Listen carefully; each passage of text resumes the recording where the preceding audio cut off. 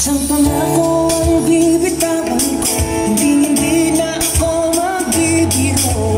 Gamit ang salitang autismo ng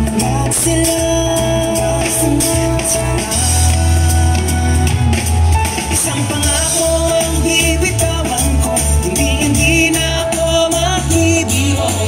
Gamit ang salitang autismo ng sila.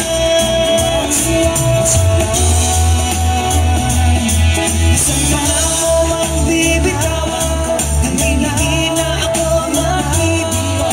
Gamit ang salitang autismo ng sila.